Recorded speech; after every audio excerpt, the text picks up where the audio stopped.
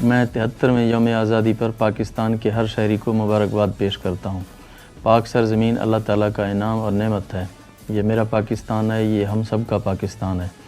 اس وطن نے ہمیں بہت کچھ دیا، اب اس کے لیے کچھ کرنے کا وقت ہے۔ ترقی کے سفر کا آغاز ہو چکا ہے۔ یکساں ترقی کے ویژن کے تحت پنجاب میں ترقیاتی منصوبے شروع ہیں۔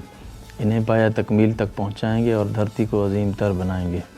یوم آزادی پر ہم بھارت کے غیر قانونی تسلط میں لاک ڈاؤن کی زندگی گزارنے والے کشمیری بھائیوں کو نہیں بھول سکتے اور اس عزم کا اعادہ کرتے ہیں کہ پاکستان کشمیریوں کے حق کے خود ارادیت کے لیے حمایت جاری رکھے گا۔